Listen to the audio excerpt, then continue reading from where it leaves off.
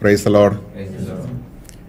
ചോദ്യം ഇതാണല്ലോ, നവീകരണത്തിലേക്ക് വന്ന ഒരാൾക്ക് വികലാംഗയായൊരു കുട്ടി ജനിച്ചു. യേശുവിനോട് ഐക്യപ്പെട്ട സ്ഥിതിക്ക് ശിക്ഷാവിധി നീങ്ങിയില്ലേ, പിന്നെ ഈ കുട്ടി ജനിച്ചതിന് എന്ത് മറുപടിയാണ്? ഒരു വ്യക്തി നവീകരണത്തിലേക്ക് വന്നു എന്നുള്ളത് സത്യമാണ്. എങ്കിലും ഈ ലോകത്തിൽ ഒരു തകർന്ന ലോകമായതുകൊണ്ടും കഴിഞ്ഞ തലമുറയുടെ എല്ലാ പാപവും ഇങ്ങോട്ട് വരാൻ സാധ്യതയുള്ളതുകൊണ്ടും അങ്ങനെ ഒരു സംഭവം ഉണ്ടാകാം. പക്ഷേ നവീകരണത്തിലേക്ക് വന്ന ഒരു വ്യക്തിയാണെങ്കിൽ ആ വ്യക്തിക്ക് ഈ വികലാംഗയായ കൊച്ചിനെ, ഒരു വൈകല്യമില്ലാത്തൊരു കൊച്ചിനെ സ്വീകരിക്കുന്നത് പോലെ സ്വീകരിക്കാൻ സാധിക്കും. ഈ കൊച്ചിനെ പ്രതി ഒരു ദുഃഖം ആ വ്യക്തിക്ക് ഉണ്ടാവുകയില്ല. അതൊരടയാളമാണ്. രണ്ടാമത്, ഈ കുഞ്ഞ് നവീകരണത്തിലേക്ക് വന്നാൽ ഈ കുഞ്ഞിൻ്റെ വൈകല്യം ആ കുഞ്ഞിനെ ഒരിക്കലും ദുഃഖിപ്പിക്കില്ല. ആ വൈകല്യത്തിന് അതീതമായിട്ട് ആ കുഞ്ഞ് ദൈവരാജ്യത്തിൻ്റെ അടയാളമായി തീരും. Price the Lord. ഇനി നാം ജീവിക്കുന്ന ലോകം ഒരു തകർന്ന ലോകമാണ്, ഡിസോർഡറുള്ള, ക്രമക്കേടുള്ള ഒരു ലോകമാണ്. അപ്പോൾ എപ്പോൾ മനുഷ്യൻ ദൈവത്തിൻ്റെ ആധിപത്യത്തിൽ നിന്ന് വിട്ടുപോയോ അപ്പോൾ മുതൽ ക്രമക്കേട് ആരംഭിച്ചു, ഒരു ഡിസോർഡർ ആരംഭിച്ചു. നമുക്കത് കാണാം, ജലപ്രളയമായിട്ടും സോദോം ഗൊമോറയായിട്ടും ഒക്കെ കാണാം. പിന്നീട് നമ്മൾ കാണുന്നുണ്ട്, യോനാ പ്രവാചകൻ്റെ പുസ്തകത്തിൽ കാണുന്നുണ്ട്, നിനിവേ അന്നത്തെ ഏറ്റവും വലിയ നഗരിയായിരുന്നു, ഇന്നത്തെ ന്യൂയോർക്കോ ടോക്കിയോ പോലെയായിരുന്നു. അപ്പം നിനിവേ നഗരം നശിപ്പിക്കപ്പെടാൻ പോകുന്നു, നീ പോയി മാനസാന്തരത്തിൻ്റെ സുവിശേഷം പ്രസംഗിക്കാൻ. അങ്ങനെ അവസാനം അവിടെ മാനസാന്തരത്തിൻ്റെ സുവിശേഷം പ്രസംഗിക്കപ്പെട്ടു. ആളുകൾ അനുദപിച്ചു, ചാക്കെടുത്ത് ചാരം പൂച്ചി. അവിടെ നിന്ന് ദുരന്തം ഒഴിവായിപ്പോയി. ദുരന്തം ഒഴിവായിപ്പോയതിന് കാരണമായിട്ട് അവർ മനസ്സിലാക്കിയത്, ദൈവം മനസ്സ് മാറ്റി ശിക്ഷിക്കണമെന്ന് തീരുമാനിച്ച ദൈവം വേണ്ട, ഇവരെ ശിക്ഷിക്കേണ്ട, ഇവരിത്രയൊക്കെ അനുദപിച്ചല്ലേ എന്ന് വിചാരിച്ച് ദൈവം മനസ്സ് മാറ്റിയെന്ന്. ദൈവത്തിൻ്റെ മനസ്സ് മാറ്റി എന്ന് പറഞ്ഞാൽ നിനിവേക്കാർ ദൈവത്തിനെ വീഴിച്ചു എന്നർത്ഥം. ദൈവത്തെ നിനിവേക്കാർ പരിധിയിലാക്കിയെന്നതിൻ്റെ അർത്ഥം. പക്ഷെ സംഭവിച്ചതല്ല. നിനിവേയിൽ വരാനിരുന്നൊരു ദുരന്തം ഇവർ മാനസാന്തരപ്പെട്ട് പ്രാർത്ഥിച്ചപ്പോൾ കൃപ വന്ന് അവിടെ ഓർഡർ പുനഃസ്ഥാപിക്കപ്പെട്ടപ്പോൾ നിനിവേയിൽ വരാനിരുന്നൊരു ദുരന്തം മാറിപ്പോയി. അവിടെ ദൈവം പ്രവർത്തിച്ചു, ഇവരിലൂടെ ദൈവം പ്രവർത്തിച്ചു. ഇവർ ഉപവസിച്ചില്ലായിരുന്നെങ്കിൽ, അനുദപിച്ചില്ലായിരുന്നെങ്കിൽ, ചാക്കെടുത്ത് ചാരം പൂശില്ലായിരുന്നെങ്കിൽ, അല്ലെങ്കിൽ അതുപോലെ പ്രാർത്ഥിച്ചില്ലായിരുന്നെങ്കിൽ ദൈവത്തിന് അവരെ രക്ഷിക്കുന്ന ഒരു കൃപ അവിടെ പ്രസരിപ്പിക്കാൻ സാധ്യമല്ലായിരുന്നു. അപ്പം മനുഷ്യരിലൂടെയാണ് ദൈവം പ്രകൃതിയെ അനുഗ്രഹിക്കുന്നത്, മനുഷ്യരിലൂടെയാണ് അനന്തര തലമുറയെ അനുഗ്രഹിക്കുന്നത്, ഇന്നുള്ളവരിലൂടെയാണ് ഇനി വരാനുള്ളവരെയൊക്കെ അനുഗ്രഹിക്കുന്നത്. നാം ജീവിക്കുന്ന ഭൂമിയെ അനുഗ്രഹിക്കുന്നത്, പ്രകൃതിയെ അനുഗ്രഹിക്കുന്നത്, വിളകളെ അനുഗ്രഹിക്കുന്നത്, നമ്മുടെ ബിസിനസ് മേഖലയെ അനുഗ്രഹിക്കുന്നതൊക്കെ. അപ്പോൾ ഒരു വ്യക്തി അല്ലെങ്കിൽ ഒരു സമൂഹം മുഴുവനും കൃപയിലാകുമ്പോൾ ആ സമൂഹം മുഴുവനും വിശദീകരിക്കപ്പെടാനുള്ള സാധ്യതയാണ്, അല്ലെങ്കിൽ ഓർഡറിലേക്ക് വരാനുള്ള സാധ്യതയാണ്. പക്ഷെ അന്നത്തെ ആളുകൾക്ക് മനസ്സിലായത് അങ്ങനെയാണ്. ദൈവം മനസ്സ് മാറ്റുകയില്ല. കാരണം എന്താ? ദൈവത്തിൻ്റെ മനസ്സിന് മാറ്റത്തിൻ്റെ ആവശ്യം ഇല്ല. മനസ്സ് മാറ്റുക എന്ന് പറഞ്ഞാൽ അതിൻ്റെ അർത്ഥം ദൈവം മനസ്സ് മാറ്റുന്നതല്ല സത്യത്തിൽ. അത് ഇപ്പോൾ ഈ നിനിവേയുടെ കാര്യം തന്നെ എടുക്കുക. നിങ്ങൾ ഉപവസിച്ച് പ്രാർത്ഥിക്കുക, ഒരുപക്ഷെ ദൈവം മനസ്സ് മാറ്റിയേക്കുന്ന യോന പറയുന്നത്. അങ്ങനെ സംഭവിക്കുകയും ചെയ്തു.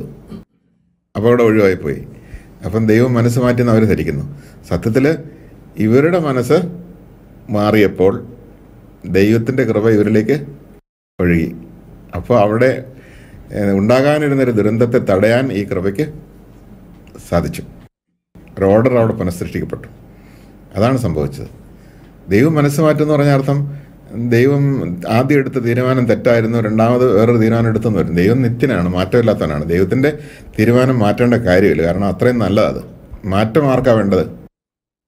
മനുഷ്യനാണ് മാറ്റം വേണ്ടത്. മോശം തീരുമാനം എടുത്തവർക്കാണ് മാറ്റം വേണ്ടത്. അപ്പോൾ ദൈവം ഒരിക്കലും മാറ്റം ആവശ്യമായൊരു തീരുമാനം എടുക്കുകയില്ല. കാരണം ദൈവം ഏറ്റവും നല്ലത് എടുക്കുള്ളൂ. ഏറ്റവും നല്ലതെടുത്താൽ പിന്നെ മാറി വേറൊന്നും എടുക്കേണ്ട ആവശ്യമില്ല. അപ്പോൾ ദൈവത്തിൻ്റെ തീരുമാനം എന്ന് പറയുന്നത് അത് ഏറ്റവും നല്ലതാണ്. അപ്പോൾ മനുഷ്യനാ മാറ്റത്തിൻ്റെ ആവശ്യമുള്ളത്. അപ്പോൾ അവരുടെ ധാരണയിൽ അവർക്ക് അങ്ങനെയാണ് അത് മനസ്സിലായത്. സൂര്യൻ ഉദിച്ചു അസ്തമിച്ചു എന്ന് പറയുന്ന പോലെ ഉള്ളൊരു കാര്യം അത്. അപ്പോൾ ഈശോ ഓർമ്മമാണ്, അല്ലെങ്കിൽ ജോഷുവ സൂര്യനെ പിടിച്ചു നിർത്തി ഇല്ലേ? അന്നത്തെ അമലേഖരുമായിട്ടുള്ള യുദ്ധത്തിൻ്റെ സാഹചര്യത്തിൽ സൂര്യൻ അസ്തമിച്ചില്ല എന്ന് പറയുന്നു. വാസ്തവത്തിൽ സൂര്യനെ പിടിച്ചു നിർത്തിയെന്ന് പറയുമ്പോഴും സംഭവിച്ചത് എന്തായിരിക്കണം? ഭൂമി ഒരു പ്രാവശ്യം കറങ്ങാതിരുന്നു എന്നുള്ളതാണ് നമ്മൾ മനസ്സിലാക്കേണ്ടത്. ഇങ്ങനെ ശാസ്ത്രം അതിനെക്കുറിച്ച് ചിന്തിക്കുന്നുണ്ട്. ഭൂമിയുടെ കറക്കത്തിന് എവിടെയോ ഒരു തടസ്സം നേരിട്ടതിനെക്കുറിച്ചൊക്കെ. എന്തോ ആട്ടെ, അപ്പം അവരുടെ കാഴ്ചപ്പാടിൽ സൂര്യൻ നിശ്ചലമായിട്ട് നിൽക്കുന്നു. അപ്പോൾ സൂര്യനെ പിടിച്ചു നിർത്തിയെന്നാണ് അവർ മനസ്സിലാക്കുന്നത്. എന്ന് പറഞ്ഞ പോലെ മനസ്സിലാക്കലിൻ്റെ വ്യത്യാസമാണത്.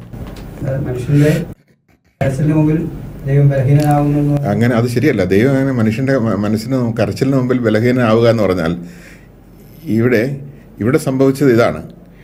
അവൻ അങ്ങനെ കരഞ്ഞ് നിലവിളിച്ചില്ലായിരുന്നെങ്കിൽ ഒരുപക്ഷെ അവൻ മരിച്ചു പോയനെ. ഈ മരണത്തെ അതിജീവിക്കാൻ ദൈവത്തിൻ്റെ കൃപ അവനിൽ ഈ കരച്ചിലോടുകൂടി സാധിച്ചു എന്നുള്ളതാണ് സത്യം. ഇതെല്ലാം മാനുഷിക ഭാഷയും കൂടെയാണ് ഉപയോഗിക്കുന്നത്. മാത്രമല്ല, ദൈവാവിഷ്കാരത്തിൻ്റെ വികാസ പരിണാമത്തെക്കുറിച്ചുകൂടി ഈ അവസരത്തിൽ ചിന്തിക്കണം. രണ്ടൊരു വാചകമായിട്ട് എടുക്കരുത് കേട്ടോ. യേശുക്രിസ്തുവിൽ പൂർണ്ണമായ സത്യമാണ്. യേശുക്രിസ്തു വെളിപ്പെട്ട സത്യമാണ്. അപ്പോൾ അതിനെ നമ്മൾ ഒരു വാചകത്തെ പിടിച്ച് നമ്മൾ തൂങ്ങരുത്. അതാണ് അതിൻ്റെ പ്രത്യേകത. എവിടെ നോക്കിയാലും നമുക്ക് ഈ കാഴ്ചപ്പാടിൽ എല്ലാത്തിനെയും പുനരാഖ്യാനം ചെയ്യാൻ പറ്റും. അങ്ങനെ അല്ലാത്തൊന്നും ഞാൻ കണ്ടിട്ടില്ല. കാരണം മനുഷ്യൻ്റെ അറിവിൻ്റെ വിവിധ ഘട്ടങ്ങളിൽ ഓരോ രീതിയിൽ അതിനെ മനസ്സിലാക്കി എഴുതി വെച്ചു എന്നേ ഉള്ളൂ. ഇവിടെ ഒരു താത്വികമായ ഒരു കാര്യമുണ്ട്. അത് നമ്മൾ ഫിലോസഫിക്കലായിട്ടൊന്ന് ചിന്തിക്കുന്ന നല്ലതാണ്. രണ്ട് തരം പ്രവൃത്തിയുണ്ട്. ആദി പ്രവൃത്തി, പ്രതിപ്രവൃത്തി, action and reaction, equal and opposite എന്ന് പറയും. പക്ഷേ ഈക്വലാന്ന് പറയാൻ പറ്റത്തില്ല. എന്തുകൊണ്ടാണെന്ന് വെച്ചാൽ അതിനൊരു കാരണം ഇതാ, ആക്ഷൻ ഇല്ലെങ്കിൽ റിയാക്ഷൻ ഇല്ല. അപ്പോൾ ആക്ഷൻ എപ്പോഴും റിയാക്ഷനേക്കാൾ മൗലികമാണ്. അപ്പോൾ ആക്ഷനാണ് ഏറ്റവും ഗ്രേറ്റ് ആയിട്ടുള്ള പ്രവൃത്തി. റിയാക്ഷൻ ആക്ഷൻ്റെ ഫലമാണ്. അപ്പോൾ ദൈവം ഒരിക്കലും റിയാക്ട് ചെയ്യില്ല, ആക്ട് ചെയ്യുള്ളൂ. ദൈവം എപ്പോഴും ആദ്യ പ്രവൃത്തി ചെയ്യുള്ളൂ. പ്രതിപ്രവൃത്തി ദൈവം ചെയ്യല, ചെയ്യാൻ പറ്റില്ല ദൈവത്തിന്. കാരണം ദൈവമാണല്ലോ എല്ലാത്തിൻ്റെയും ആദ്യ കാരണം. ആദ്യ കാരണമായ ദൈവത്തിന് ആദ്യ പ്രവൃത്തി ചെയ്യാനേ പറ്റൂ. ആദ്യ പ്രവൃത്തിയുടെ പ്രതിപ്രവൃത്തിയാണ് മനുഷ്യനിൽ നിന്നും എല്ലാം ഉണ്ടാകുന്നത്. അപ്പോൾ പ്രൈമറി ആക്ടേഴ്സ് ഉണ്ടെങ്കിലേ സെക്രട്ടറി ആക്ട് ഉള്ളൂ എന്നുള്ളതാണ്. ഉദാഹരണത്തിന്, ഞാൻ പ്രാർത്ഥിച്ചു, എൻ്റെ പ്രാർത്ഥന കേട്ട് ദൈവം എന്നെ അനുഗ്രഹിച്ചു എന്ന് വന്നാൽ അവിടെ പ്രാർത്ഥിച്ചവനാണ് അനുഗ്രഹിച്ചവനേക്കാൾ വലിയവൻ. എൻ്റെ പ്രാർത്ഥനയ്ക്കുള്ള റിയാക്ഷനായിപ്പോയി എന്ത്? അനുഗ്രഹം. അപ്പം ദൈവത്തിൻ്റെ ഭാഗത്തുനിന്ന് അങ്ങനെ ഒരു റിയാക്ഷൻ ഇല്ല. ആ പ്രവൃത്തി റിയാക്ഷൻ ആണെങ്കിൽ ഇവിടെ പ്രാർത്ഥിച്ചവനാണ് ദൈവത്തെക്കാൾ മിടുക്കനായിരിക്കുന്നത്. അതേസമയം ദൈവം എനിക്ക് തന്നു, അനുഗ്രഹം തന്നു, ഞാൻ പ്രാർത്ഥിച്ചപ്പോൾ അത് സ്വീകരിച്ചു. ഇപ്പോൾ ഉദാഹരണത്തിന്, ഞാൻ ബേബിച്ചനോട് എന്തെങ്കിലും എനിക്കൊരു സഹായം ആവശ്യപ്പെട്ടു എന്നിരിക്കട്ടെ. ബേബിച്ചൻ പറഞ്ഞു, അതിന് അച്ഛൻ അങ്ങ് വന്നാൽ മതി, അല്ലെങ്കിൽ അവിടെ വെച്ചിട്ടുണ്ട്, അച്ഛൻ വന്ന് എടുത്താൽ മതി. ചോദിച്ചാൽ തരുമെന്ന് വിചാരിച്ച് ഞാൻ വരുന്നതും എനിക്ക് വേണ്ടി അവിടെ വെച്ചിട്ടുണ്ടെന്ന് കരുതി അറിഞ്ഞുകൊണ്ട് വരുന്നതും വ്യത്യാസമല്ലേ? വ്യത്യാസമുണ്ട്. അപ്പോൾ ദൈവം തരുന്നത് കൊണ്ട് നമ്മൾ ചോദിക്കുകയല്ല, തന്നതുകൊണ്ടാണ് നമ്മൾ ചോദിക്കുന്നത്. അവിടെയാണ് ചോദിക്കും നിങ്ങൾക്ക് ലഭിക്കുമെന്ന്. ചോദിക്കും നിങ്ങൾക്ക് തരാമെന്നല്ല വാഗ്ദാനം. ചോദിക്കും നിങ്ങൾക്ക് ലഭിക്കും. ചോദിക്കൽ എന്തായിത്തീരുന്നു? ലഭിക്കലായി തീരുകയാണ്. അന്വേഷിക്കൽ കണ്ടെത്തലായി തീരുകയാണ്. അന്വേഷിക്കുവാൻ ഞാൻ കാണിച്ചു തരാമെന്നല്ല, അന്വേഷിക്കുക നിങ്ങൾ കണ്ടെത്തും. അപ്പോൾ അന്വേഷിക്കൽ കണ്ടെത്തലായി തീരുകയാണ്. എന്തുകൊണ്ടാണ് അന്വേഷിക്കൽ കണ്ടെത്തലായി തീരുന്നത്? ദൈവം എന്നെ തേടി എൻ്റെ അടുത്തേക്ക് സഞ്ചരിച്ചുകൊണ്ടിരിക്കുക. അപ്പോൾ എപ്പോഴും എന്നെ തേടി വരുന്നുണ്ട് ദൈവം. യേശു ക്രിസ്തുവിൽ ദൈവം എന്നെ തേടി വരുന്നു. എന്നെ തേടി വരുന്നതുകൊണ്ടാണ് ഞാൻ ദൈവത്തെ തേടുമ്പോൾ ഞാൻ ദൈവത്തെ കണ്ടെത്തുന്നത്. അപ്പോൾ എൻ്റെ കണ്ടെത്തലിൻ്റെ കാരണം ഞാൻ തേടി എന്നുള്ളതിനേക്കാൾ ദൈവം എന്നെ തേടി വന്നു എന്നുള്ളതാണ്. ഞാൻ പറഞ്ഞില്ലേ, ഒരു വാച്ച് നഷ്ടപ്പെട്ടു. ബസ് സ്റ്റോപ്പിൽ വെച്ചാണ് നഷ്ടപ്പെട്ടത്. ഞാൻ ഇവിടെ വന്നപ്പോഴാണ് അറിഞ്ഞത് വാച്ച് പോയ വിവരം. അപ്പോൾ ബസ് സ്റ്റോപ്പിൽ വെച്ച് ഉണ്ടായിരുന്നു. അപ്പോൾ ഇവിടെ വന്നപ്പോൾ എനിക്ക് മനസ്സിലായി, ബസ് സ്റ്റോപ്പിൽ നിന്ന് ഇവിടെ വരെ വന്നതിനിടയ്ക്കാണ് ഇത് നഷ്ടപ്പെട്ടത്. അപ്പോൾ പിന്നെ ഞാൻ എന്ത് ചെയ്യുന്നു? അന്വേഷിക്കുകയാണ്. അന്വേഷിച്ച് പോകുമ്പോൾ വഴിയിൽ വാച്ച് കിടക്കുന്നു. അന്വേഷിച്ചത് കൊണ്ട് ഞാൻ കണ്ടെത്തിയതാണോ എന്ന് ചോദിച്ചാൽ അന്വേഷിച്ചില്ലായിരുന്നെങ്കിൽ ഒരുപക്ഷെ കണ്ടെത്തിയില്ലായിരുന്നു. പക്ഷെ അന്വേഷിച്ചുകൊണ്ടാണോ കണ്ടെത്തിയത്? വാച്ച് അവിടെ കിടന്നുകൊണ്ടാണ് കണ്ടെത്തിയത്. ആരെങ്കിലും എടുത്തുകൊണ്ട് പോയിരുന്നെങ്കിൽ ഞാൻ എത്ര അന്വേഷിച്ചാലും കണ്ടെത്തിയില്ലായിരുന്നു. അപ്പോൾ എൻ്റെ അന്വേഷണം എന്തായി തീർന്നു? കണ്ടെത്തലായി തീർന്നു. ഉള്ളതിനെ കണ്ടെത്തലായി തീർന്നു. ദൈവം നൽകിയതിനെ ഞാൻ സ്വീകരിക്കുന്നു പ്രാർത്ഥനയിലൂടെ. വിശ്വാസത്തിൻ്റെ ആവിഷ്കാരമാണല്ലോ പ്രാർത്ഥന. അപ്പം അതുകൊണ്ടാണ് ഈശോ പറയുന്നത്, നിങ്ങൾ ചോദിക്കുന്നതിന് മുമ്പേ കിട്ടിക്കഴിഞ്ഞു എന്ന് ഉറച്ച് വിശ്വസിച്ചുകൊണ്ട് നന്ദി പറഞ്ഞോളാൻ പറഞ്ഞത്. ലാസറിനെ ഉയർപ്പിക്കുന്ന സമയത്ത് കർത്താവ് അതേ തന്നെ പ്രയോഗം അല്ലേ? അങ്ങൻ്റെ പ്രാർത്ഥന കേട്ടതിനാൽ ഞാൻ നിന്നെ സ്തുതിക്കുന്നെന്ന് പറഞ്ഞിട്ടാണ് ലാസറെ പുറത്തു വരിക എന്ന് പറഞ്ഞത്. അപ്പോൾ ദൈവം തന്നതിനെ നാം പ്രാർത്ഥനയിലൂടെ സ്വീകരിക്കുക ചെയ്യുന്നത്. അതുകൊണ്ടാണ് ഏത് കാര്യവും പ്രാർത്ഥനയിലൂടെ സാധിക്കും. ദൈവഹിതപ്രകാരമുള്ള ഏത് കാര്യവും സാധിച്ചു കിട്ടും എന്ന് പറയാൻ കാരണം. അപ്പോൾ അന്വേഷിക്കുവാൻ കണ്ടെത്തും, അല്ലാതെ കാണിച്ചു തരാമെന്നല്ല. ചോദിക്കുവാൻ നിങ്ങൾക്ക് തരാമെന്നല്ല, ലഭിക്കും. അപ്പോൾ തന്നതിനെ നാം സ്വീകരിക്കുന്നു, ഉള്ളതിനെ കണ്ടെത്തുന്നു. അതാണ് സംഭവം. അപ്പം അങ്ങനെ വരുമ്പോൾ ഈ ചോദിക്കുന്നവർക്കൊരു ഉറപ്പുണ്ട്. എന്താണ്? ദൈവം തന്നതിനെയാണ് ഞാൻ ചോദിക്കുന്നത്. അങ്ങനെയാണെങ്കിൽ തന്നതിനെ പിന്നെ എന്തിനാണ് ചോദിക്കുന്നത് വെച്ചാൽ സ്വീകരിക്കൽ പ്രോസസ്സാണ്. ഒരു വ്യക്തി സ്വീകരിക്കണം, അതാണ്. സ്വീകരിച്ചാലേ കിട്ടുള്ളൂ. അപ്പോൾ സ്വീകരിക്കലിൻ്റെ ഒരു പ്രോസസ്സുണ്ട്, അതാണ് ഈ ചോദിക്കൽ. ഇവിടെ ശ്വാസം അല്ലെങ്കിൽ പ്രാണവായു ഉണ്ട്. ഈ അന്തരീക്ഷത്തിൽ നമ്മെ ചൂഴ്ന്നു നിൽക്കുന്നു പ്രാണവായു. പക്ഷേ ശ്വസിക്കുന്നവനത് കിട്ടുന്നു. നിശ്വസിച്ച് വീണ്ടും ശ്വസിക്കുമ്പോൾ അത് കിട്ടുന്നു, അല്ലെങ്കിൽ കിട്ടിയല്ല. ഉള്ളതുകൊണ്ടാണ് നമുക്ക് കിട്ടുന്നത്. അപ്പോൾ ശ്വസിക്കാതെ കിട്ടുകയില്ല. ആ ശ്വസന പ്രക്രിയ ദൈവത്തിൻ്റെ സന്നിധിയിൽ ജീവന് വേണ്ടി നമ്മൾ ശ്വസിക്കുകയും നിശ്വസിക്കുകയും ചെയ്യലാണ് പ്രാർത്ഥന എന്ന് പറയുന്നത്. ഇതുപോലെ നമുക്ക് വേറൊരു ഉദാഹരണം പറയാം. ചോദിക്കലും സ്വീകരിക്കലും രണ്ടല്ല, അല്ലെങ്കിൽ ചോദിക്കലും ലഭിക്കലും രണ്ടല്ല, ഒന്നാണ്. ചോദിക്കൽ ലഭിക്കലായി തീരുന്നതുകൊണ്ടാണ്. ഇപ്പോൾ ഒരമ്മ കുഞ്ഞുവാവായ്ക്ക് തൻ്റെ അമ്മിഞ്ഞപ്പാൽ മുഴുവൻ കൊടുത്തിരിക്കുന്നത്. പക്ഷെ എപ്പോഴാണ് ആ കുഞ്ഞ് അത് സ്വീകരിക്കുന്നതെന്ന് ചോദിച്ചാൽ അതിന് വേണ്ടപ്പോഴാണത് സ്വീകരിക്കുന്നത്. കാരണം അത് കരഞ്ഞ് പാകമാകുമ്പോഴാണ് അമ്മ കൊടുക്കുന്നത് നമുക്ക് വേണേൽ പറയാം. ഈ കുഞ്ഞ് കരഞ്ഞ് പാകമാകാതെ കൊടുത്താൽ അത് സ്വീകരിക്കില്ല, ബലപ്രയോഗത്തിലൂടെ കൊടുക്കാൻ പറ്റത്തില്ല. അപ്പോൾ അമ്മ കൊടുത്തു എന്നത് അമ്മ കൊടുത്തത് തന്നെയാണ്. പക്ഷേ കുഞ്ഞ് സ്വീകരിക്കുമ്പോഴാണ് അമ്മയുടെ കൊടുക്കൽ യാഥാർത്ഥ്യമാകുന്നത്. ശരിയല്ലേ? കുഞ്ഞ് സ്വീകരിക്കുമ്പോഴാണ് അമ്മയുടെ കൊടുക്കൽ യാഥാർത്ഥ്യമാകുന്നത്. അതിനു മുമ്പ് കൊടുക്കൽ നടന്നു കഴിഞ്ഞു. കുഞ്ഞ് സ്വീകരിക്കുമ്പോൾ ആ കൊടുക്കൽ യാഥാർത്ഥ്യമാകുന്നു. ഇവിടെ നമുക്ക് പറയാൻ പറ്റും, അമ്മയുടെ കൊടുക്കലും കുഞ്ഞിൻ്റെ കുടിക്കലും രണ്ടല്ല, പിന്നെന്താ? അത് ഒന്നാ. അമ്മയുടെ കൊടുക്കൽ തന്നെയാണ് കുഞ്ഞിൻ്റെ കുഞ്ഞ് കുടിക്കുമ്പോൾ അമ്മ കൊടുക്കൽ അവിടെ നടക്കുന്നു. കുടിക്കലും കൊടുക്കലും ഒന്ന് തന്നെയായിട്ട് തീരുകയാണ്. എന്ന് പറഞ്ഞാൽ ദൈവം തന്നു എല്ലാം. ദൈവം തൻ്റെ പുത്രനെ തന്നു, പരിശുദ്ധാത്മാവിനെയും തന്നു. യേശുക്രിസ്തുവിൽ സകലതും നമുക്ക് തന്നു. അങ്ങനെയാണെങ്കിൽ യേശുക്രിസ്തുവിനെ സ്വീകരിക്കുന്നവർക്ക് എല്ലാം തന്നിരിക്കുക. ഓരോ സമയത്തും ആവശ്യമായത് പ്രാർത്ഥിച്ച് സ്വീകരിച്ചാൽ മതി. അപ്പോൾ സ്വീകരിക്കാത്തതുകൊണ്ടാണ് കിട്ടാത്തത്. വിൻസെൻ്റ് പോളിൻ്റെ വളരെ പ്രസിദ്ധമായ ഒരു വാക്യമുണ്ട്. ഇതാണ്: man gets almost nothing from God without prayer. ദൈവത്തിൽ നിന്ന് മനുഷ്യൻ പ്രാർത്ഥന കൂടാതെ ഒന്നും തന്നെ ഏറ്റുവാങ്ങുന്നില്ല, സ്വീകരിക്കുന്നില്ല. അപ്പോൾ അതുകൊണ്ടാണ് പ്രാർത്ഥനയിൽ ആഴപ്പെടുന്ന വ്യക്തികൾ, പ്രാർത്ഥനയിൽ സമയം ചെലവഴിക്കുന്ന വ്യക്തികൾ ഒത്തിരി കാര്യങ്ങൾ സ്വീകരിക്കും.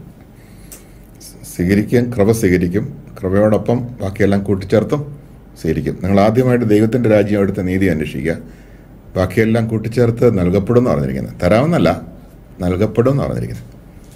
അപ്പോൾ ആ സ്വീകരിക്കൽ പ്രോസസ്സാണ് പ്രാർത്ഥന. അപ്പോൾ അതുകൊണ്ട് ദൈവത്തിൻ്റെ ആദ്യ പ്രവൃത്തിക്ക് മനുഷ്യനിൽ നിന്നുണ്ടാകുന്ന റെസ്പോൺസാണ് ആധ്യാത്മിക ജീവിതം. Price the Lord. ദൈവത്തിൻ്റെ ആദ്യ പ്രവൃത്തിക്ക് മനുഷ്യനിൽ നിന്നുണ്ടാകുന്ന റെസ്പോൺസാണ് ആധ്യാത്മിക ജീവിതം. ഈ ആദ്യ പ്രവൃത്തി എന്ന് പറയുന്നത് നമ്മൾ കാണുന്നത്, പ്രധാനമായിട്ടും നമ്മൾ രക്ഷാകരമായി തീർന്ന പ്രവൃത്തി യേശുക്രിസ്തുവിലൂടെ കാണുന്ന പ്രവൃത്തിയാണ്. അപ്പോൾ യേശുക്രിസ്തുവിലൂടെ ദൈവത്തിൻ്റെ ആദ്യ സ്നേഹം നമ്മൾ കാണുന്നു. ഈ ആദ്യ സ്നേഹത്തിന് നമ്മളിൽ നിന്ന് ഒരു പ്രതിസ്നേഹം ഉണ്ടാകുന്നു. എപ്പോഴും സ്നേഹത്തിന് ഈ രണ്ട് സംഗതിയുണ്ട്: ഒരു ആദ്യ സ്നേഹം, ഒരു പ്രതിസ്നേഹം. അമ്മ കുഞ്ഞിനെ സ്നേഹിക്കുന്നതുകൊണ്ടാണ് കുഞ്ഞിന് അമ്മയെ സ്നേഹിക്കാൻ സാധിക്കുന്നത്.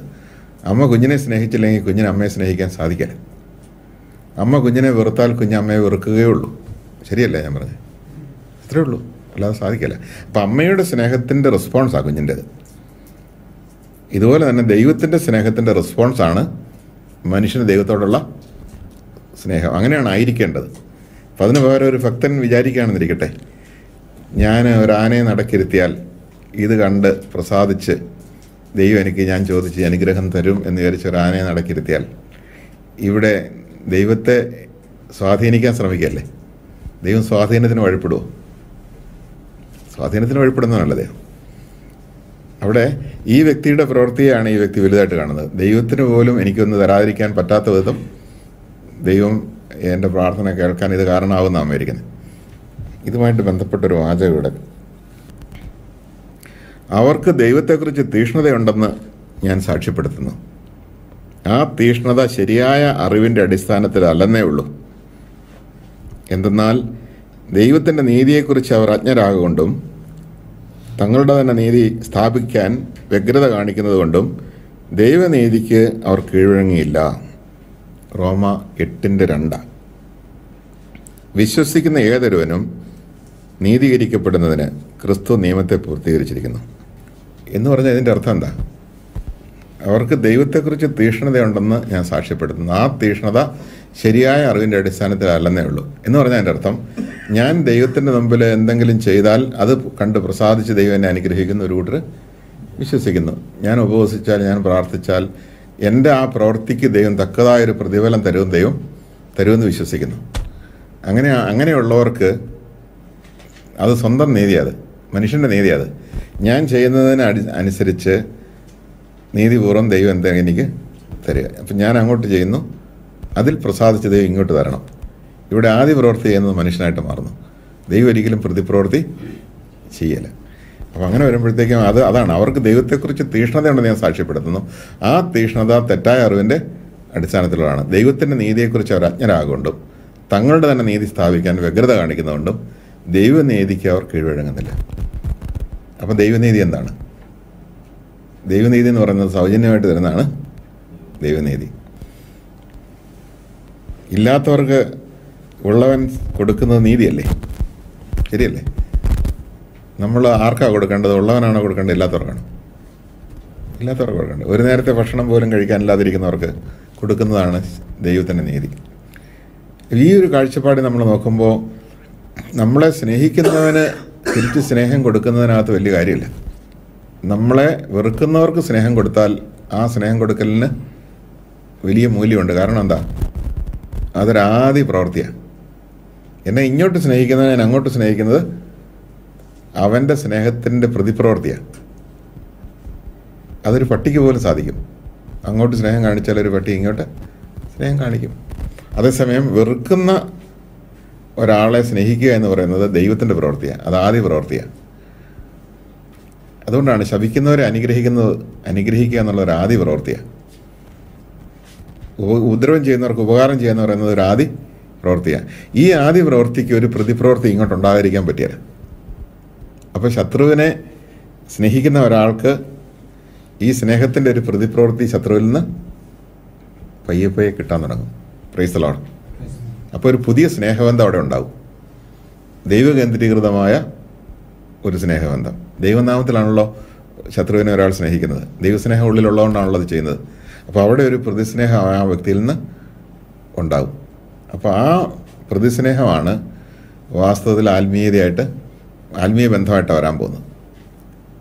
അപ്പോൾ അതുകൊണ്ട് ദൈവത്തിൻ്റെ ആ ആദ്യ പ്രവൃത്തി എപ്പോഴും നമ്മളിലൊരു പ്രതിപ്രവൃത്തി ഉണ്ടാക്കുന്നുണ്ട്. അതുകൊണ്ട് ദൈവം നമ്മോട് ആവശ്യപ്പെടുന്നത്, ഈശോ നമ്മോട് ആവശ്യപ്പെടുന്നത് ദൈവം ചെയ്യുന്നത് പോലെയുള്ള ആദ്യ പ്രവൃത്തിയാണ് നീ ചെയ്യേണ്ടത്. സ്നേഹിക്കുന്നവരെ മാത്രം സ്നേഹിക്കുന്നതിൽ എന്ത് മേന്മയാണുള്ളത്? അതിൻ്റെ മറുപടി ഒരു മേന്മയുമില്ല. ഉപകാരം ചെയ്യുന്നവർക്ക് തിരിച്ച് ഉപകാരം ചെയ്യുന്നതിൽ എന്ത് മേന്മയാണുള്ളത്? ഒരു മേന്മയും ഇല്ല. അത് ശത്രുക്കളും ചെയ്യുന്നതാണ്, അല്ലെങ്കിൽ പാപികളും ചെയ്യുന്നതാണ്, അല്ലെങ്കിൽ ഭീകരന്മാരും ഒക്കെ ചെയ്യുന്ന കാര്യം തന്നെയാണ്. അതിനകത്ത് പ്രത്യേകിച്ച് മേന്മയൊന്നുമില്ല. അതേസമയം മേന്മയുള്ളൊരു പ്രവൃത്തി, എന്നെ ഉപദ്രവിക്കുന്നവർക്ക് ഉപകാരം ചെയ്യുന്നത് ദൈവത്തിൻ്റെ പ്രവൃത്തിയാണ്. ശത്രുക്കൾക്ക് സ്നേഹം കൊടുക്കുന്നത് ദൈവത്തിൻ്റെ. എന്നെ ആദരിക്കുന്നവരെ ആദരിക്കുന്നതിനകത്ത് പ്രത്യേകിച്ച് മേന്മയൊന്നുമില്ല. എന്നെ അധിക്ഷേപിക്കുന്ന ഒരു വ്യക്തിയെ ഞാൻ ആദരിക്കുമ്പോഴാണ് ശ്രേഷ്ഠമായൊരു പ്രവൃത്തി എന്നിൽ നിന്നുണ്ടാകുന്നത്, ദൈവികമായ പ്രവൃത്തിയാണ് ഉണ്ടാകുന്നത്. പക്ഷെ പലപ്പോഴും നമ്മൾ എന്താ ചെയ്യുന്നത്, ചിന്തിക്കുന്നത്, എന്നെ ആദരിക്കാത്തവനെ ഞാനും ആദരിക്കേണ്ട കാര്യമില്ലല്ലോ, എന്നെ സ്നേഹിക്കാത്തവനെ ഞാനും സ്നേഹിക്കേണ്ട കാര്യം ഇല്ലല്ലോ നമ്മൾ ചിന്തിക്കുന്നത്. അത് മാനുഷികമായ കാഴ്ചപ്പാടാണ്. അപ്പോൾ ദൈവികമായ കാഴ്ചപ്പാട്, യേശുക്രിസ്തുവിൻ്റെ കാഴ്ചപ്പാട് നമുക്ക് കിട്ടുമ്പോഴാണ് നമ്മളിൽ മാനസാന്തരം ഉണ്ടാകുന്നത്. മനസ്സ് മാറണമല്ലോ. അപ്പം മനസ്സിൻ്റെ മാറ്റം എന്ന് പറയുന്നത് ദൈവികമായ കാഴ്ചപ്പാട് നമുക്കുണ്ടാകുമ്പോഴാണ്. അതാണ് നിൻ്റെ കണ്ണാണ് നിൻ്റെ ശരീരത്തിൻ്റെ വിളക്ക്. കണ്ണ് കുറ്റമറ്റതെങ്കിൽ ശരീരം മുഴുവൻ കുറ്റമറ്റതായിരിക്കും. നിൻ്റെ കാഴ്ചപ്പാട്, നിൻ്റെ ദർശനം, ജീവിത ദർശനം ശരിയാണെങ്കിൽ ജീവിതം മുഴുവനും വെളിച്ചമുള്ളതായിരിക്കും എന്ന് പറയാൻ കാരണം. അപ്പോൾ കാഴ്ചപ്പാടിൻ്റെ മാറ്റം, അതാണ് മനസ്സിൻ്റെ മാറ്റം എന്ന് പറയുന്നത്. റോമാലേഖനം 12-ാം അധ്യായത്തിൻ്റെ 2-ാം വാക്യം, നിങ്ങൾ ഈ ലോകത്തിന് അനുരൂപരാകരുത്, പ്രത്യുത നിങ്ങളുടെ മനസ്സിൻ്റെ നവീകരണം വഴി രൂപാന്തരപ്പെടുവിൻ. അപ്പം ഒരു മനസ്സ് മാറ്റം, അതാണ് മാനസാന്തരം, മനസ്സിൻ്റെ അന്തരമാണ്. അത് കാഴ്ചപ്പാടിൻ്റെ അന്തരം അനുസരിച്ചാണ് മനസ്സിൻ്റെ അന്തരം ഉണ്ടാകുന്നത്. ആ മനസ്സിൻ്റെ അന്തരം ഉണ്ടായാലേ ഹൃദയത്തിൻ്റെ അന്തരം ഉണ്ടാവുള്ളൂ. അപ്പം മാനസാന്തരം ഉണ്ടാകണം. അതാണ് സമയം പൂർത്തിയായി ദൈവരാജ്യം സമീപിച്ചിരിക്കുന്നത്, മാനസാന്തരപ്പെടുകൻ, അനുദവിക്കുവാൻ മാനസാന്തരപ്പെടുകൻ. അപ്പം ഈ മനസ്സ് മാറ്റം എന്ന് പറയുന്നത് മനോഭാവത്തിൻ്റെ മാറ്റമാണ്. കാഴ്ചപ്പാടിൻ്റെ ദർശനത്തിൻ്റെ മാറ്റത്തിനനുസരിച്ച് മനസ്സ് മാറുന്നത്. ഇപ്പോൾ ഉദാഹരണത്തിന്, എന്നെ സ്നേഹിക്കാത്തവനെ ഞാൻ സ്നേഹിക്കേണ്ട കാര്യമില്ല എന്നത് ഈ ലോകത്തിന് അനുരൂപമായ ഒരു ചിന്തയാണ്. എന്നെ ആദരിക്കാത്തവനെ ഞാനും ആദരിക്കേണ്ട കാര്യമില്ലല്ലോ. അപ്പോൾ അതെല്ലാം ഈ ലോകത്തിൻ്റെ കാഴ്ചപ്പാടാണ്. അത് വിട്ടിട്ട് ദൈവത്തിൻ്റെ കാഴ്ചപ്പാട് എടുക്കണം. അപ്പോൾ ദൈവനീതി എന്ന് പറയുന്നത് ഇല്ലാത്തവർക്ക് സൗജന്യമായിട്ട് കൊടുക്കുന്നതാണ് ദൈവനീതി. ഇല്ലാത്തവനാണ് കിട്ടാൻ അറിയിക്കുന്നത്. അങ്ങനെയാണെങ്കിൽ സ്നേഹമില്ലാത്തവനാണ് എന്നെ വെറുക്കുന്നത്. അങ്ങനെയാണ് എന്നെ വെറുക്കുന്നവനാണ് സ്നേഹം അർഹിക്കുന്നത്. എന്നെ ഉപദ്രവിക്കുന്നവനാണ്, എന്നോട് തിന്മ ചെയ്യുന്നവനാണ് നന്മ അർഹിക്കുന്നത്. എന്നെ നിന്ദിക്കുന്നവനാണ് ആദരവ് അർഹിക്കുന്നത്. അപ്പം അതുകൊണ്ട് നാം ആ ഒരു കാഴ്ചപ്പാടും ആ ഒരു മനോഭാവവും ദർശനവും സ്വീകരിച്ചാൽ അതിനനുസരിച്ചുള്ള ഒരു കൃപ നമ്മൾ പ്രവർത്തിക്കും. അപ്പോൾ പരിശുദ്ധാത്മാവ് നമ്മളെ കൊണ്ട് അത്തരം പ്രവൃത്തികൾ ചെയ്യിക്കും. അതാണ്, ദർശനം കൊണ്ട് മാത്രം കാര്യമായില്ല, അവിടെ പ്രിൻസിപ്പിൾ കൊണ്ട് മാത്രം കാര്യമായില്ല, ആ പ്രിൻസിപ്പിളിനെ പ്രാവർത്തികമാക്കുന്നൊരു ശക്തി കൂടി വേണം. ഈ അടുത്ത കാലത്തൊരു എയറോനോട്ടിക്കൽ എഞ്ചിനീയർ എന്നോട് പറയായിരുന്നു, ഒരുപാട് പേര് ആകാശത്തിലൂടെ പറക്കാനുള്ള ഒരു മെഷീൻ കണ്ടുപിടിക്കാൻ ശ്രമിച്ചു, ഫ്ലൈയിങ് മെഷീൻ. പക്ഷെ അവരുടെ ഒന്നും ശരിയായ പ്രിൻസിപ്പിളായിരുന്നില്ല. അതുകൊണ്ട് അവരൊന്നും വിജയിച്ചില്ല. റൈറ്റ് ബ്രദേഴ്സിൻ്റെ പ്രിൻസിപ്പിള് കറയറ്റ ഒരു പ്രിൻസിപ്പിളാണ്. പറക്കുന്ന പക്ഷിയെ നോക്കിയാണ് അവരത് കണ്ടെത്തിയത്. അപ്പോൾ ആ പ്രിൻസിപ്പിൾ അനുസരിച്ചാണ് ഇന്നും 800 പേരെയും കൊണ്ട് പറക്കുന്ന എയർബസ് പറക്കുന്നത്. ആ പ്രിൻസിപ്പിളാണ്. അത് ആ ബോഡി ഷേപ്പും ഒക്കെയാണ്. പക്ഷേ 800 പേരെയും കൊണ്ട് പറക്കാൻ സാധിക്കുന്ന എന്തുകൊണ്ടാണ്? പ്രിൻസിപ്പിൾ ശരിയായതുകൊണ്ടാണ്. പ്രിൻസിപ്പിൾ ശരിയല്ലായിരുന്നെങ്കിൽ പറക്കാൻ പറ്റിയല്ല. പക്ഷേ പ്രിൻസിപ്പിൾ ശരിയായതുകൊണ്ടും കാര്യമില്ല, അത്രയും പറക്കാൻ കഴിയുന്നൊരു എൻജിനും കൂടി വേണം. ഇനി ആ ഷേപ്പ് അതല്ലെങ്കിൽ ഒരു ബോട്ടിൻ്റെ ഷേപ്പിൽ ഒരു സാധനത്തിൽ ഈ എയർബസിൻ്റെ 800 പേരെയും കൊണ്ട് പോകുന്ന എയർബസിൻ്റെ എൻജിൻ കെട്ടിവെച്ചാൽ പോകില്ല. അപ്പോൾ പ്രിൻസിപ്പിൾ ഈസ് വെരി ഇമ്പോർട്ടൻറ്റ്. അപ്പോൾ അതുകൊണ്ട് പ്രിൻസിപ്പിൾ ശരിയാണ്. യേശുക്രിസ്തുവിൻ്റെ പ്രിൻസിപ്പിൾ ശരിയാണ്. പ്രിൻസിപ്പിൾ ശരിയാണെന്ന് മാത്രമല്ല, ആ പ്രിൻസിപ്പിൾ അനുസരിച്ച് പ്രവർത്തിപ്പിക്കുന്ന ഒരു ശക്തിയും ഉണ്ട്. അപ്പോൾ ആ പ്രിൻസിപ്പിളിനെ ഫോളോ ചെയ്യുന്നവർക്ക് ആ ശക്തി കിട്ടും. അതാണ്, there is nothing as practical as A sound principle എന്നാണ് പറയുന്നത്. പ്രിൻസിപ്പിൾ സൗണ്ടാണോ? പ്രിൻസിപ്പിൾ സൗണ്ടാണെങ്കിൽ പ്രാക്ടിക്കലാണ്. അപ്പോൾ യേശുക്രിസ്തുവിൻ്റെ പ്രിൻസിപ്പിൾ സൗണ്ടാണ്. അതിനനുസരിച്ചുള്ള ഒരു ശക്തിയും പരിശുദ്ധാത്മ ശക്തിയുണ്ട്. അതുകൊണ്ട് സാധ്യം. അല്ലാതെ പ്രിൻസിപ്പിളിനോട് മാത്രമൊന്നും നടക്കില്ല. അവിടെയാണ് ഈ സോക്രട്ടീസിൻ്റെ ക്ഷമയും യേശുവിൻ്റെ ക്ഷമയും തമ്മിലുള്ള വ്യത്യാസം കിടക്കുന്നത്. അപ്പോൾ ദൈവനീതി എന്ന് പറയുന്നത്, നിങ്ങൾ ആദ്യമായിട്ട് ദൈവത്തിൻ്റെ രാജ്യവും ദൈവത്തിൻ്റെ നീതിയും അന്വേഷിക്കുക. എന്താണ് ദൈവത്തിൻ്റെ രാജ്യം? ദൈവത്തിൻ്റെ രാജ്യം എന്ന് പറഞ്ഞാൽ ദൈവത്തിൻ്റെ ഭരണത്തിന് വിധേയപ്പെടുക എന്നുള്ള, ദൈവാത്മാവിനാൽ നയിക്കപ്പെടുക, നിയന്ത്രിക്കപ്പെടുക എന്നുള്ളതാണ്. അപ്പോൾ രാജ്യം എന്ന് പറഞ്ഞാൽ എത്ര ഘടകങ്ങളുണ്ട് അതിനകത്ത്? അനേക ഘടകങ്ങളുണ്ട്. രാജാവ് ഒരു ഘടകമാണ്. രാജാവിന് വിധേയപ്പെടുന്ന ജനം ഒരു ഘടകമാണ്, അവർ വസിക്കുന്ന ടെറിട്ടറി ഒരു ഘടകമാണ്, അതുപോലെ തന്നെ അവർക്കുള്ള സമ്പത്ത് എല്ലാം ഒരു ഘടകമാണ്. അപ്പോൾ അങ്ങനെ വരുമ്പോൾ ദൈവരാജ്യം എന്ന് പറഞ്ഞാൽ ദൈവത്തിൻ്റെ ഭരണം നടത്താൻ ദൈവം അയച്ചവനാണ് യേശുക്രിസ്തു. അപ്പോൾ യേശുക്രിസ്തുവിൻ്റെ ഭരണത്തിന്, നിയന്ത്രണത്തിന് വിധേയപ്പെടുക. അങ്ങനെ വിധേയപ്പെടുന്നവരോട് ഒന്നിക്കുക, അല്ലാണ്ട് ഒറ്റപ്പെട്ടവരാകാൻ പാടില്ല. കാരണം ഒരു ടെറിട്ടറി, ഒരു കൂട്ടായ്മയുണ്ട്. അപ്പോൾ രാജ്യം എന്ന് പറയുന്നത് പ്രജകളുടെ ഒരു കൂട്ടായ്മയും കൂടെയാണ്. അപ്പോൾ ദൈവത്തിൻ്റെ ഭരണം യേശുക്രിസ്തു വഴിയാണ്, ദൈവം അയച്ചവനിലൂടെയാണ്. അപ്പോൾ യേശുക്രിസ്തുവിൻ്റെ കർത്തൃത്വത്തെ അംഗീകരിക്കുന്ന ഒരു ജീവിതമായിരിക്കണം നമ്മുടേത്. അങ്ങനെയുള്ളവരുടെ കൂട്ടായ്മയിലായിരിക്കണം നമ്മളത്. അങ്ങനെയെങ്കിൽ യേശുക്രിസ്തുവിൻ്റെ സമ്പത്തിന് മുഴുവൻ നമ്മൾ ഓഹരിക്കാരാകും. യേശുക്രിസ്തുവിൻ്റെ സമ്പത്ത് എന്ന് പറയുന്നത് പരിശുദ്ധാത്മാവിൻ്റെ സമ്പത്താണ്. തന്നെ വിളിച്ചപേക്ഷിക്കുന്ന സകലരുടെയും മേൽ അവിടുന്ന് തൻ്റെ സമ്പത്ത് വർഷിക്കുന്നു എന്ന് പറഞ്ഞതുകൊണ്ടാണ്. അപ്പോൾ പരിശുദ്ധാത്മാവിനെ നമുക്ക് ലഭിക്കും. പരിശുദ്ധാത്മാവിൽ സകലതും നമുക്ക് ലഭിക്കും. ഈ പ്രപഞ്ചവും ആ പ്രപഞ്ചത്തിൻ്റെ മുഴുവൻ വിഭവങ്ങളും യേശുക്രിസ്തുവിൻ്റെതായതുകൊണ്ട് നമുക്ക് ആവശ്യമുള്ളതെല്ലാം, ജീവിക്കാൻ ആവശ്യമുള്ളതെല്ലാം ലഭിക്കും. അതാണ് നിങ്ങൾ ആദ്യമായിട്ട് ദൈവത്തിൻ്റെ രാജ്യം എടുത്ത് നീതി അന്വേഷിക്കുക, ബാക്കിയെല്ലാം കൂട്ടിച്ചേർത്ത് നൽകപ്പെടും. അപ്പോൾ ദൈവത്തിൻ്റെ നീതി എന്ന് പറയുന്നത് ഇല്ലാത്തവർക്ക് സൗജന്യമായിട്ട് കൊടുക്കുന്നതാണ്. അങ്ങനെയാണെങ്കിൽ ഇല്ലാത്തതിൻ്റെ പേര് നമ്മൾ വിഷമിക്കണം വേണ്ട. അതാണ്, ഇല്ലാത്തതിൻ്റെ പേര് വിഷമിക്കേണ്ട ആവശ്യമില്ല. അതുകൊണ്ട് ഇല്ലാത്തവരാരും ദുഃഖിക്കണ്ട. ഇനി ഇല്ലാത്തവർക്കെല്ലാം സൗജന്യമായിട്ട് കൊടുക്കുന്ന ഒരു നീതി ദൈവരാജ്യത്തിൻ്റെ നീതിയാണ്. അങ്ങനെയാണെങ്കിൽ കൃപയില്ലാത്ത ഒരാൾ എന്ത് ചെയ്താൽ മതി? കർത്താവേ, എനിക്ക് കൃപയില്ല, തരണമേ എന്ന് പറഞ്ഞാൽ ഇല്ലാത്തവർക്ക് സൗജന്യമായിട്ട് കിട്ടും. എനിക്ക് എന്തൊക്കെ ഇല്ലയോ അതെല്ലാം സൗജന്യമായിട്ട് നൽകുന്ന ഒരു നീതിയാണ് ദൈവത്തിൻ്റെ നീതി. അല്ലാതെ ഇങ്ങോട്ട് തന്നാൽ അങ്ങോട്ട് കൊടുക്കാമെന്ന് പറയുന്നത് നീതിയല്ലല്ലോ, ആണോ? അത് ലോകനീതിയാണ്. മേടിച്ചാൽ കൊടുക്കണം എന്നുള്ളത് ലോകനീതിയാണ്. അപ്പോൾ ഇല്ലാത്തവർക്ക് സൗജന്യമായിട്ട് കൊടുത്താലേ ഉണ്ടാകുള്ളൂ. അതുകൊണ്ട് ഇല്ലാത്തവർക്കെല്ലാം സൗജന്യമായിട്ട് കൊടുക്കുന്ന ദൈവനീതി, ആ ദൈവനീതി ആയിരിക്കണം എൻ്റെ സ്റ്റാൻഡേർഡ്.